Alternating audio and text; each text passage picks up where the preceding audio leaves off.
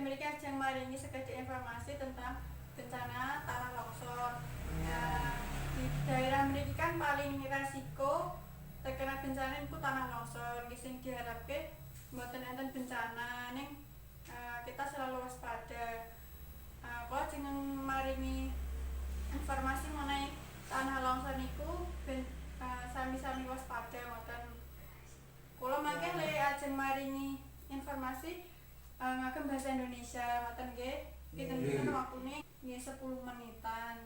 Mangke nek sing ditangletke nggih teng akhir sesi sampune kula maringi informasi ngoten. Saiki dimulai nggih. Kalau dimulai, bencana yang sering terjadi di daerah pegunungan atau dataran tinggi yaitu tanah longsor. Tanah longsor itu sendiri yaitu pergerakan tanah atau batuan atau campuran dari keduanya yang menuruni lereng atau bukit, biasanya karena curah hujan yang tinggi. Kemudian penyebab tanah longsor ada 3. Yang pertama, tanah longsor karena aliran lumpur. Yang kedua, tanah longsor karena hujan. Dan juga yang ketiga, tanah longsor karena amblas. Tanah longsor karena aliran lumpur biasanya dilihat dari sungai yang airnya itu warna coklat susu dan alirannya deras. Kemudian di sungai tersebut terdapat patahan ranting yang banyak karena banyak pohon yang tumbang, dan juga terdengar suara gemuruh dari bukit karena itu ada suara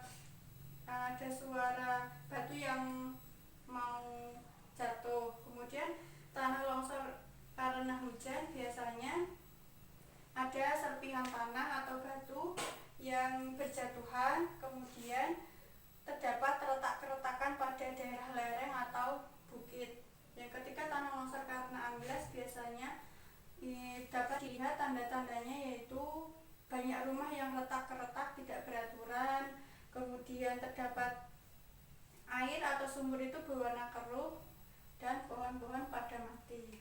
Kemudian agar terhindar dari tanah longsor, maka pencegahannya yaitu bisa tidak melakukan atau tidak membuat bangunan di daerah yang paling resiko terkena bencana tanah longsor. Kemudian tidak membuat galian atau sumur di daerah lereng. Kemudian tidak menebangi pohon secara sembarangan. Kemudian aktivitas sehari-hari yang bisa dilakukan yaitu memperbaiki tata letak di daerah lereng dan juga tata airnya. Jadi jangan sampai membuat sumur atau galian air di daerah tebing atau bukit.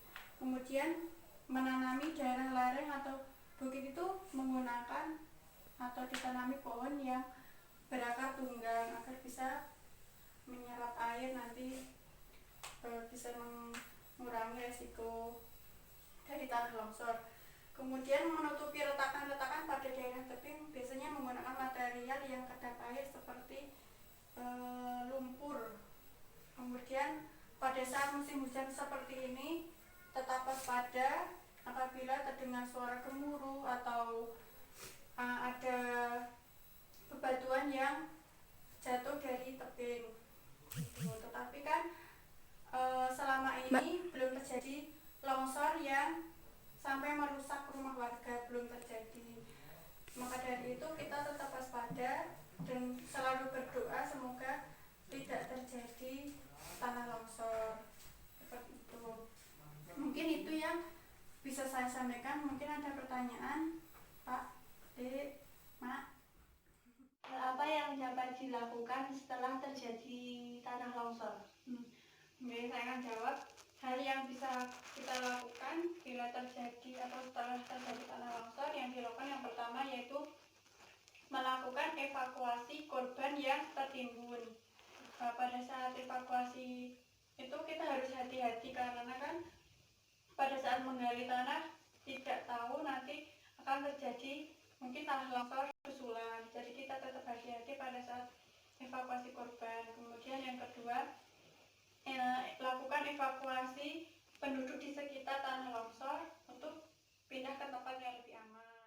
Tutup daerah lokasi bencana. Mungkin kalau ada yang ingin membantu tidak apa-apa, banyak orang yang ingin membantu tidak apa-apa, tapi kalau hanya ingin melihat lokasi tanah longsornya itu mungkin dihindari. Kemudian yang keempat, bisa mencari sumber air yang bersih pada tempat untuk pengungsian, bisa mencari tempat yang dekat dengan sumber air. Tiga, tutup daerah lokasi bencana. Mungkin kalau ada yang ingin membantu tidak apa-apa, banyak orang yang ingin membantu tidak apa-apa, tapi kalau hanya ingin melihat lokasi tanah longsor itu mungkin dihindari. Kemudian yang keempat, bisa mencari sumber air yang bersih pada tempat untuk pengungsian, bisa mencari tempat yang dekat dengan sumber air. Yang terakhir, bisa kita menghubungi kepala desa atau lurah atau camat agar bencana longsor ini tetap terkoordinasi dan nanti pasti ada bantuan yang datang seperti itu.